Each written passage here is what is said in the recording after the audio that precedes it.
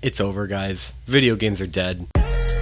What is going on here? What's going on here? Oh, what's going on here? The future. Ray tracing. DLSS 5. Generated frames. Subscription services. Online free-to-play games. The death of physical media. Wait. What? What are you doing? Can you not talk to me? Why does this all feel so mid? I hear more negative rhetoric about video games now than any other time in my life. And yeah, there was always a group of people who was shouting from the mountaintops that gaming peaked long ago. But seriously, that sentiment is way more common now than ever before. And if you don't believe me, look at Google Trends. The term gaming is dead is more popular of a Google search now than any other time in history. So is it true? Is gaming dead? Well, no. If you look at the data, it's actually bigger than it's ever been. 2/3 of Americans play video games on a weekly basis, with the average player being 36. The gaming industry is more valuable than the music and film industries combined. So clearly gaming is bigger and, you would think, better than ever. So why doesn't it feel like it? Everywhere you look, it seems like you'll find the overwhelming sentiment that new games just aren't fun, and people would rather play older stuff from the past. It's no secret that nostalgia is in the air right now, seemingly more than usual. You can see this reflected everywhere, from the surge in retro game prices, to the lively homebrew scenes for old consoles, and the rise in the all-in-one emulator devices that you probably get advertised 80 times a day on TikTok. I'm telling you, man, the gaming sucks economy is booming right now, and companies are definitely taking notice. This wave of remakes, remasters, and re-releases of games from the past proves my point. And companies have always done this, but it feels way more common now than ever before. But hey, clearly it works. Why are people so fond of games from the past? Is it just another example of rose-tinted glasses blinding us from how good we really have it? Or was there genuinely something that we lost in the transition from then to now? This video will investigate why millions of people are so disheartened by the state of gaming today, and how nostalgia's dominance in our culture influences this. What makes gaming from the past so great? Not only are we going to analyze many different eras in gaming history, but in doing so, maybe we can find what has changed so much along the way. But before we can answer the question, what's going on here? We need to answer, what was going on there? Was, past tense. Specifically 1998.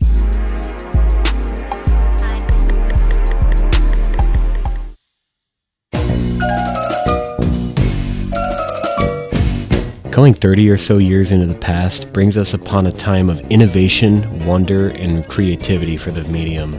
Video games were coming of age, and it was really exciting to be a part of, I'm sure.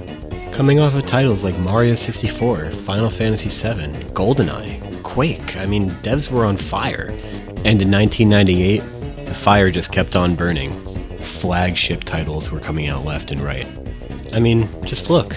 Ocarina of Time, Metal Gear Solid, Resident Evil 2, and Half-Life all came out in just that year. It was a crazy-ass time, and you really don't need hindsight to see that. People knew at the time that what they were experiencing was truly something special. Look at these reviews. Call us crazy, but when Zelda 64 arrived in our office, we locked ourselves into a room, played for 17 hours straight, got barely any sleep, and then we were back for more the next day, and we could not stop. Is this guy writing a Zelda review, or is he talking about meth? But I understand. Ocarina of Time probably felt like meth at the time. It's funny to imagine a game like Ocarina of Time being perceived as the Elden Ring of its era, but that's really just how they were moving back then. Mind you, all these games that I just mentioned came out on the previous gens of hardware. N64, PS1, Windows 95, that shit. People started craving more and more power, and they knew it was coming.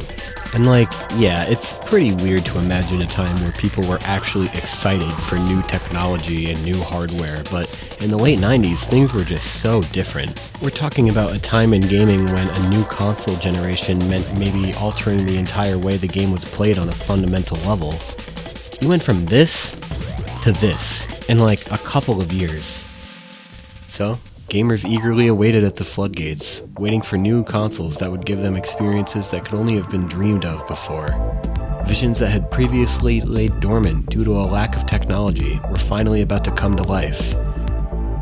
They didn't know it yet, but they were about to experience another golden age of creativity and innovation, this time even more advanced than the last.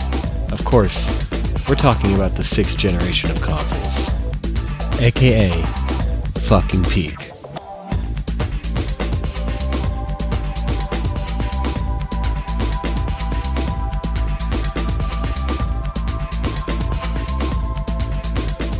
Yeah, I don't think anyone's going to disagree with me on this, but the 6th gen of consoles is truly one of the greatest periods in the video game canon.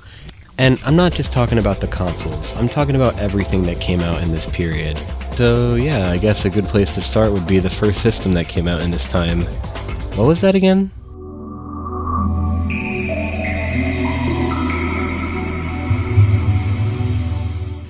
Oh yeah, the Dreamcast! Yeah!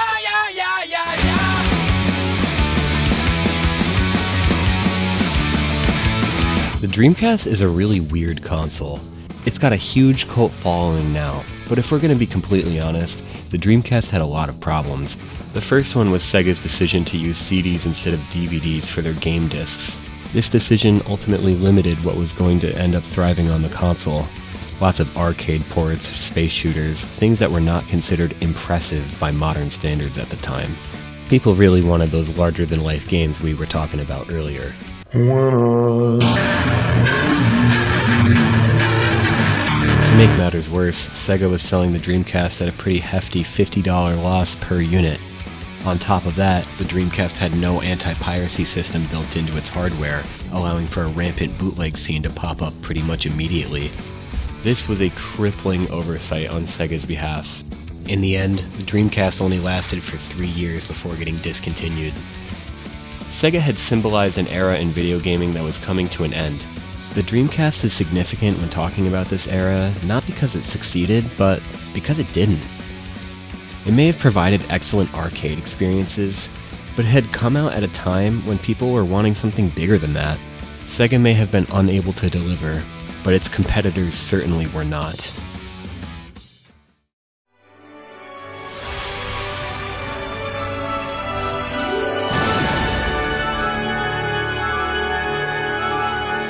Sony understood exactly what the fuck was going on. They knew exactly what people wanted. Mature, artistic, cinematic experiences. Things that evolved and innovated on those previous ideas the first PlayStation introduced. The system changed everything. I mean, it had everything. It was everything. It didn't even matter if you played video games, you wanted the PS2. I mean, where do you even start with this thing? The fact that it was sleek, the fact that it looked cool, the fact that it played DVDs. I mean, it played DVDs. It cultivated an artistic audience who had an appreciation for cinema. I mean, you could literally watch cinema on it. Millions of people who initially bought the PlayStation 2 for its ability to play DVD movies suddenly gained an interest in this new world of video games they were now a part of. Those who were previously not engaged in video games now had the capability to go to a local Blockbuster and give the latest and greatest a try.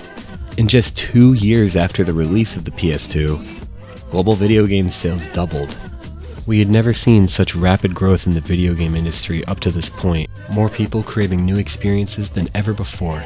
And oh boy, did we have a lot to play. Grand Theft Auto 3, Silent Hill 2, Metal Gear Solid 2, Eco, Sly Cooper, Devil May Cry, Ratchet & Clank, Jak and Daxter, Kingdom Hearts, Katamari Damacy, the list goes on and on and on. Each new release just seemed to reaffirm the belief that we were truly living in a golden age. There was truly a game for everyone on the PS2. Hell, there were multiple games for everyone on the PS2, no matter what your taste was. I have no personal nostalgia from any of the games I just mentioned, but they all had a profound impact on me when I played them as an adult. To me, this proves that these games are amazing masterpieces that have stood the test of time and most likely will continue to. I am truly envious of the people who grew up at a time when they were old enough to experience these games and, actually be able to digest why they were so awesome. The unparalleled scale of variety players had at this time was never seen before, and in some aspects was never seen again. This was a great era for the AA games, those mid-budget games that were highly specialized in a specific flavor or idea. Games like Hulk Ultimate Destruction, SSX3, Burnout Revenge, all of these games had different goals in mind and had completely different feels and styles. Developers, now with bigger budgets than ever before, could explore very specific niches and flesh them out to degrees that were not possible up to this point.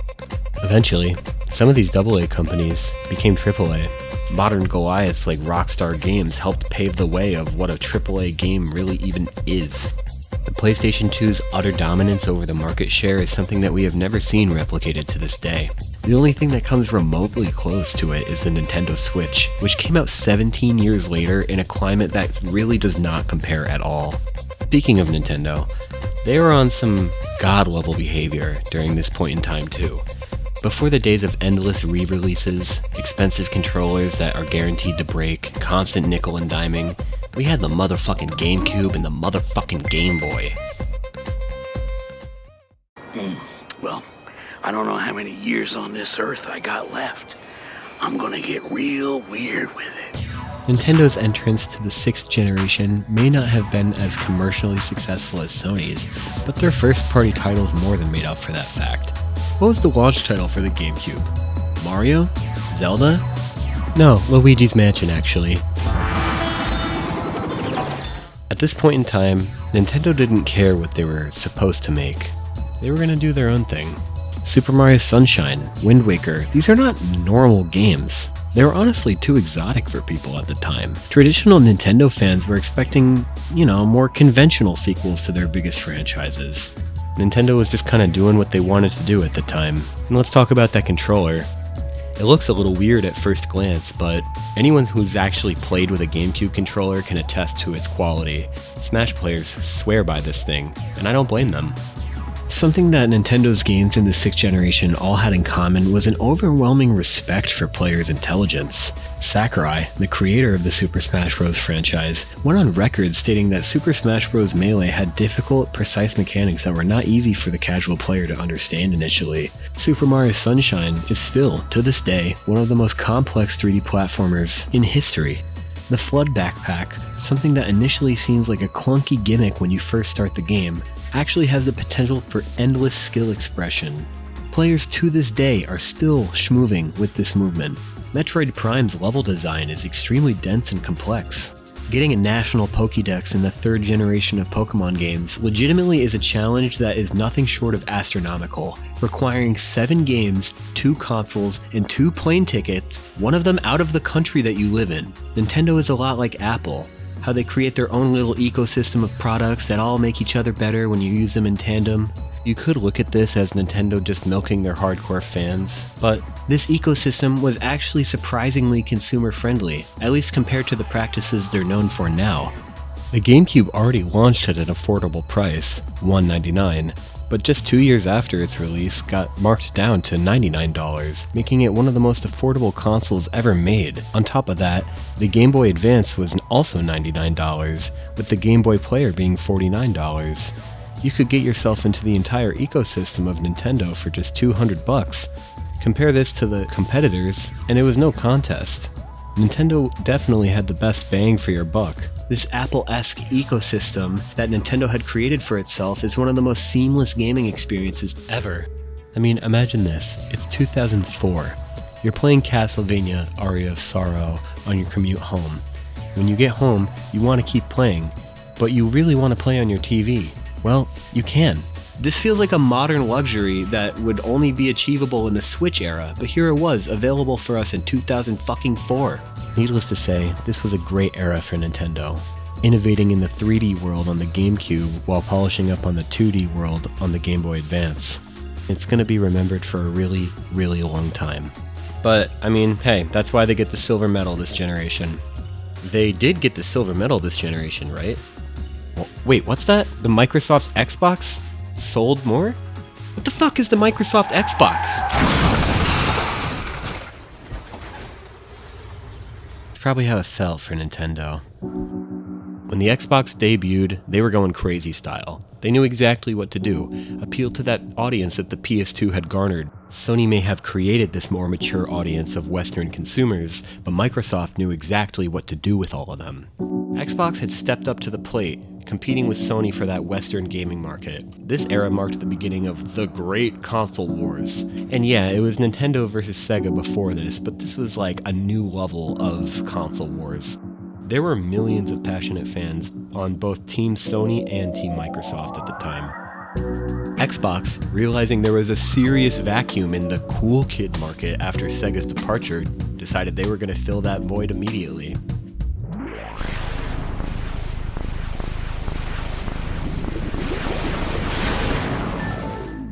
Microsoft had these guys by the balls on day one.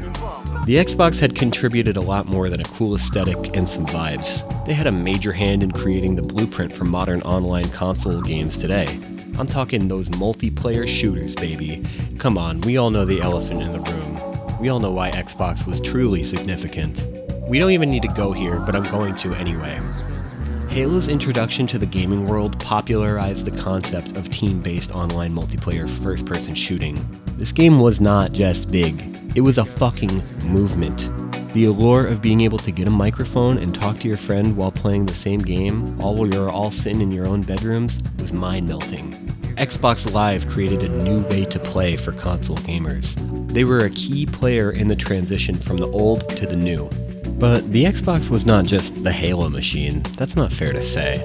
Being the most powerful console out of the big three at the time, it destroyed the PS2 and GameCube performance-wise, making it the preferred option for many multi-platform games now if you're going to go back and play them. Microsoft understood the importance of good hardware and software when making a video game console. The strikingly PC-like infrastructure of how the Xbox behaved on both the hardware and software level made previous PC exclusives now a reality on consoles. This paved the way for games like Morrowind, Knights of the Old Republic, and Half-Life 2 to make their breakthrough to a console audience, exposing tons of people to an entire new side of gaming they never would have been exposed to otherwise.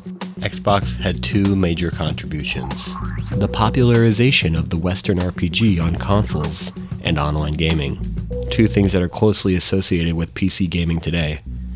Speaking of PCs,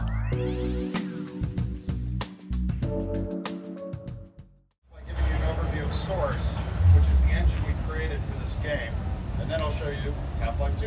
while these consoles were battling it out in the living rooms, companies like Valve were changing the world in their own ways. The innovations that were occurring in the PC landscape were just as profound and exciting as the ones happening on the console front.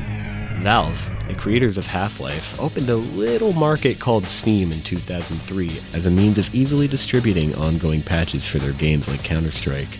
This genius invention would prove to revolutionize the entire way we advertise, play, and interact with games. The concept of a streamlined marketplace where all the developers in the world can share their games on one platform completely changed everything. Gone were the days of installing games from physical discs, and here came the era of digital downloading. Steam, as a platform, had an extreme emphasis on community interaction and contributions. Their support of independent creators using their assets to create custom levels, weapons, mods, sometimes entire games, was a quintessential pillar of what made Valve, Valve. The cultural impact of Half-Life 2 and its game engine Source honestly deserves an entire different video because there is so much to cover about Steam, Source, Half-Life, Valve, and all of the culture and context surrounding it. The complexity of the physics, the graphics, the narratives, the gameplay, every single bar of what makes a video game beautiful was raised extremely high when this game came out. Source went on to define multiple generations of games that would come after it. You could break games that came out at this time into two different groups, pre- and post-Source. Between the creation of Steam and Source, the entire landscape of online gaming had changed in just a couple of years. Here came the era of seamless patch rollouts, support for fan content, online matchmaking, virtual marketplaces, gaming profiles, and an intimidating PC spec requirement to boot. All this was new, and thanks to Valve and their ideas. They cultivated an omnipresent attitude that permeates throughout the entire gaming landscape online. And if someone defies this culture and precedent, the gaming community usually bullies them into submission. We will never not feel the influence of Half-Life and Source, an engine that was created entirely in the 6th generation. Looking back on this generation, I mean, what's not to love?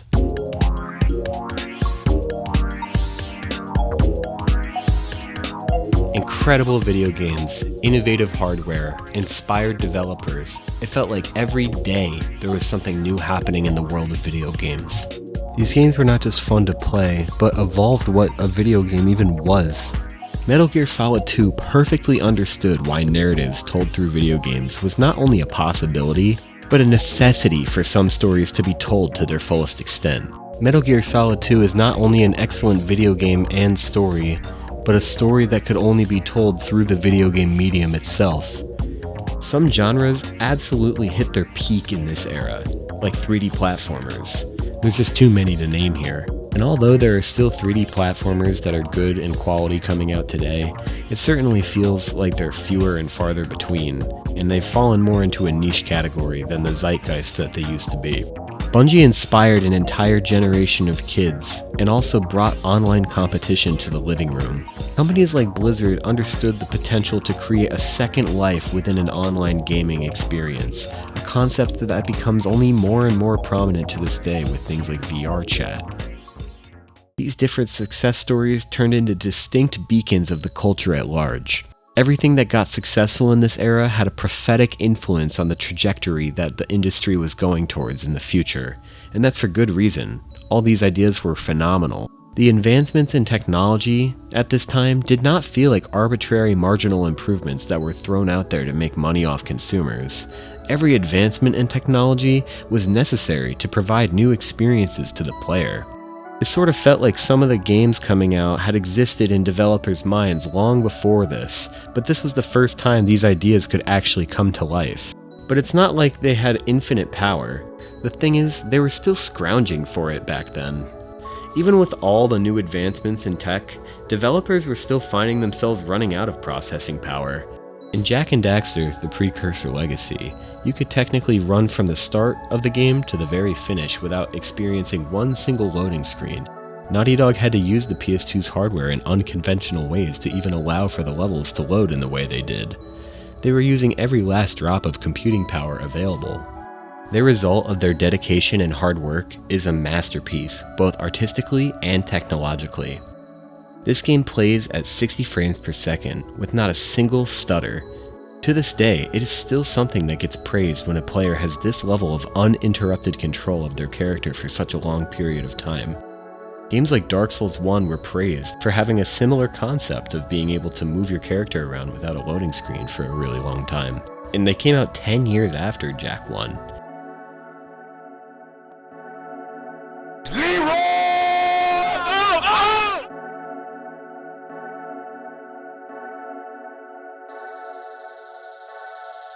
Oh shit, here we go again. The games from this era were so fucking fun to play, and that's because they had to be. If your game was not a completed product that was fun to play, people were not going to buy it, and your company was going to go bankrupt. This quality-focused metagame had resulted in an unprecedented competition that gave the world some of the most iconic video games of all time. It seemed like everything was pointing to a better future. With all these new tools, the only place we could go was up. The 7th generation was largely an extension of what the 6th had offered. Sales were reaching heights that made the previous generation look like small-time business. However, the leap in technology was not as dramatic this time. Unlike the jump from the 5th to the 6th, games didn't go through entire revolutions this time around. Every subsequent jump then onwards has diminished. This latest jump, from 8 to 9, is the least significant out of all of them thus far, and this plateau has reduced the excitement towards new consoles and releases.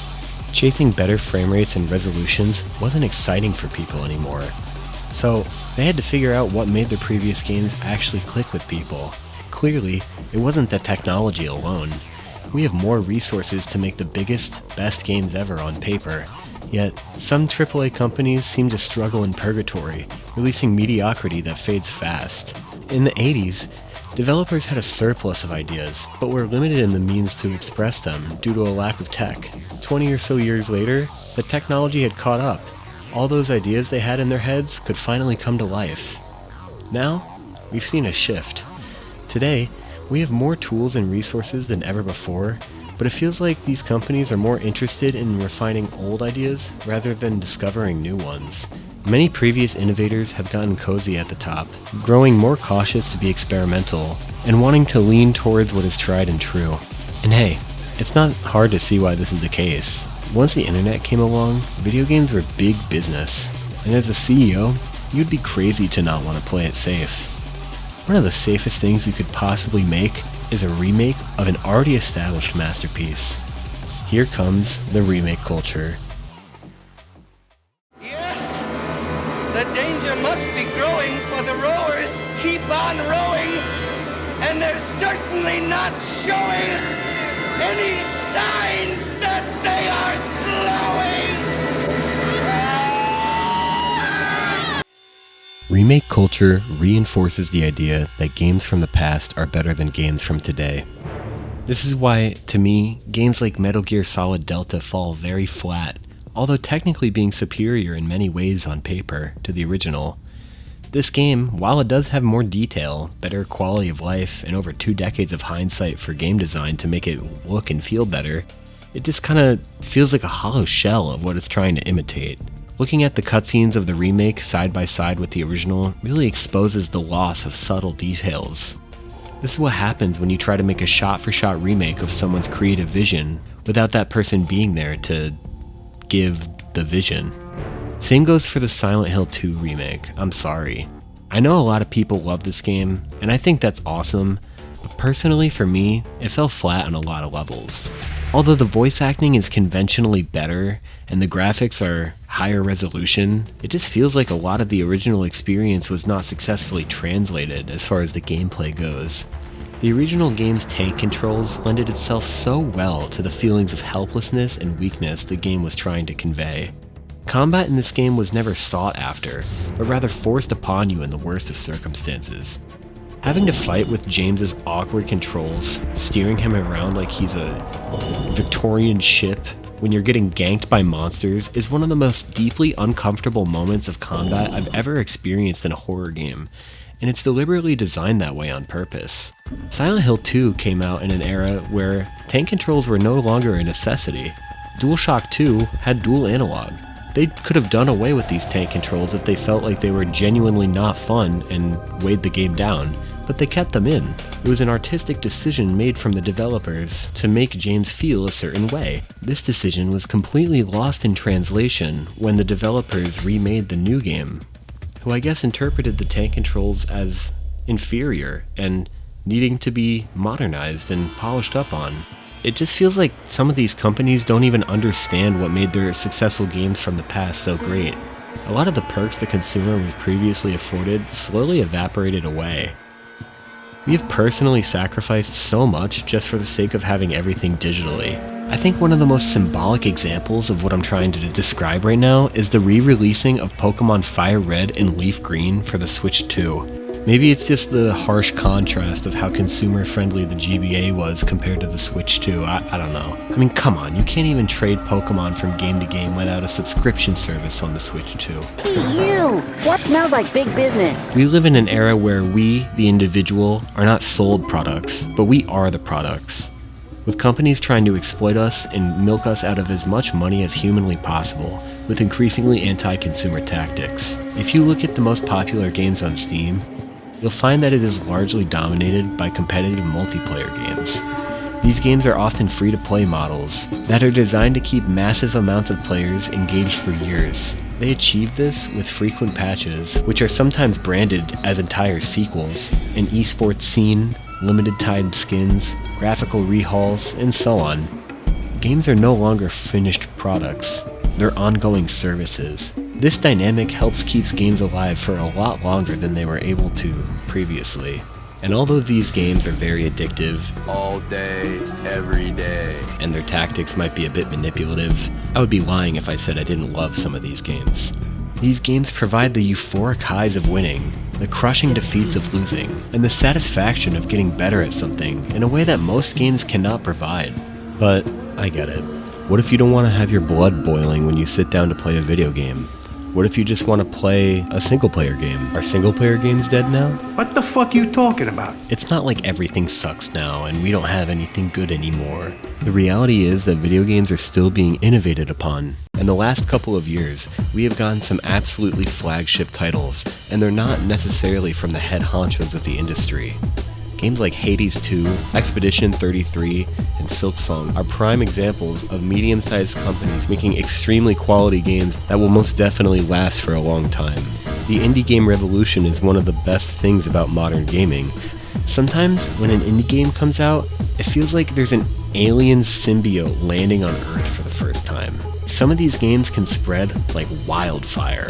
Obviously, games like Minecraft and Undertale always come to mind when we talk about these, but games like Mugenics and Balatro are heavy hitters that have come out in the recent years. These games serve as keen reminders that you don't need hundreds of millions of dollars and a big budget team to make something quality. But what if you do have hundreds of millions of dollars and a big budget team? Well, that's when you get games like Donkey Kong Bonanza, Tears of the Kingdom, Death Stranding 2, Final Fantasy VII Remake, Resident Evil Requiem, Super Mario Bros. Wonder, Astrobot, Elden Ring, Baldur's Gate 3. I mean, games are not dead, guys. What are we talking about here? What the fuck is wrong with you? No matter what your taste is, you have easier access to games that you will definitely love now than any other time. But I get it. Just because we have more options now doesn't mean that we're gonna feel as excited as we did back then. Why does it feel like we're so jaded for new releases overall today? The way that games are created and consumed has drastically altered in the last 10 to 15 years. Whether you play multiplayer or single-player games, it doesn't matter, because the gaming community has never had a more oppositional relationship with developers than they have had today. There have never been more people preying on the downfall of new games that come out. People today are eager to bandwagon against the game before the game even comes out. It seems like people are hyper-focused on only the biggest titles coming out. These are usually either sequels to big IPs, or at the very least from established massive companies who have good reputations. These games are naturally bigger and more ambitious, and therefore come out less and less often. This doesn't mesh well with impatient online brain, because as people's expectations for these games grow, so does the time required to develop such massive projects. I really think that this is one of the main sources of frustration for people when they're talking about gaming sucking nowadays. Although there are great AAA games that came out this decade, obviously, if you were to stack them all up and compare them to the amount of games that had been around at this time in 2006, it's fair to say that we are getting less games over time. But that's not necessarily a bad thing in my opinion. Quality over quantity. One thing that happens now that didn't happen nearly as much before is some people are chomping at the bit for every little tidbit of new info on a game coming out. It feels like every detail about a game is already known before the release day, and people's opinions are already fully formed at day one of release. It's just so different than what we were used to before. Because when you go back to old forums, we can see how much longer it took people to figure stuff out. It took the community several months to discover all the secrets in GTA 3. It took thousands of hours to document all the frame data in Melee. It took at least 4 years of the game being out for people to discover that Mario 64 had a backwards long jump. We basically had archaic internet forums and gaming magazines, and if you didn't find your answer there, you were kinda out of luck, unless you wanted to pay for the Namco hotline service. Now, games come out and metas instantly develop, as everyone is working together to find the optimal strategy to play. Previously, the mystery was a puzzle to solve for yourself. Now, it's a communal effort from all the players, all working towards solving a game as fast as possible. But hey, some game developers actually realized this change in ethos with the prominence of the internet and adapted this reality into their gameplay, with mechanics such as past deaths and player messages that you can observe while playing in your world. The best games of today know how to use the tools at their disposal to make new experiences, similar to the greats of the past that used the tools of their time to innovate. You like Castlevania, don't you? While there are drawbacks to the new era of video games, I think it's hard to argue against the unrivaled freedom that players have nowadays to experience games in any way that they could possibly want to. I know that it's easy to forget some of these perks that we live with every day, since they seem obvious to us and they're easy to take for granted, but I think the positive aspects of today's era are very important to focus on. Wild creativity and innovation is bursting at the seams every year, and if you think gaming sucks right now, you just must not be looking in the right direction. Despite the constant stream of remakes and other half-baked games coming out that feel discouraging in the moment, it's important to remember that there is always greatness coming out. I would say for every crestfallen company of the past, there's a newcomer making history today. You might have thought this video was going to be a teardown of the modern era of video games. And yes, while I do have immense love for the 6th generation, and I still play many of the games from that day, that's not my point, man. Some of my favorite games ever wouldn't have been possible without the tools that came out in the last 10, 15 years. I think that with all the tools we have right now, we have the potential to break through into a new golden age very soon, if we're not already in one already. So, why is this intense nostalgia for games of the past so hard to shake? I think that a lot of it has less to do with the games themselves and more so with the memories that we associate with them. Certain special video games represent a certain special time in all of our lives. The golden age of Xbox Live was a moment. The early age of Minecraft was a moment. Oh hey, mini slime. OG Fortnite was a moment. The fuck you say to me? When we think about our favorite era and our favorite game, it's easy to think that that was the peak of video games, and nothing ever will top that specific experience. You can't just bring back the past and expect everything to be the same. We've all seen what happens when you make nostalgia slop. You know, a pointless port of something old because, hey, it's retro. Space Invaders. Atari. I love video games. We've seen this since literally the 2000s. This is just the new wave of that. All the retro emulator devices you see, it's just the new Atari flashback, basically. We have seen time and time again what happens when you experience a good piece of art in a formative time in your life. Sometimes an experience can be so amazing that it can blind you to new experiences moving forward. People develop a bias towards new things because, hey, this isn't anything like the thing that I love. We saw this exact pattern in the early 2010s. Let's look at this gaming is dead chart that we've looked at a few times. See this little bump?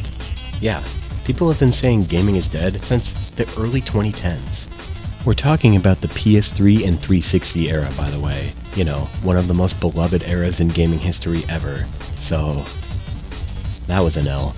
You had a whole wave of YouTubers who were making a living off of spinning the narrative that gaming was dead, mainly comparing Xbox 360 and PS3 games to stuff that had come out in the SNES or N64 era. You know what's great about the SNES? They didn't have the power to make games like this.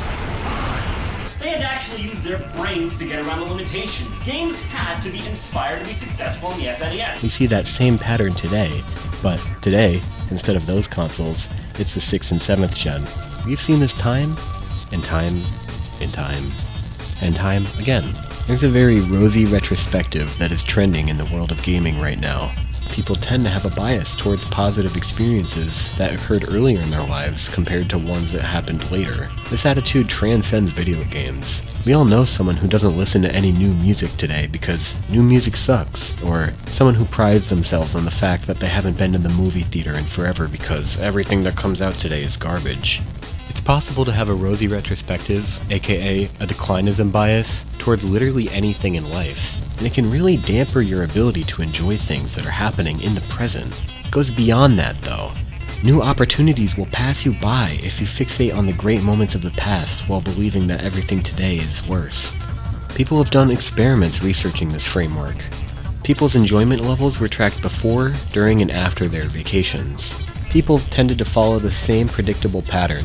Before the trip, they were extremely excited, counting down the days until it was time to go. In the moment though, the little things, airport security, plans not going the way you want them to, cramped the experience, causing the people on vacation to report a sense of mild disappointment and annoyance in the moment. Then, a few weeks after, when they were asked about how they felt about the trip, they usually looked back on it fondly.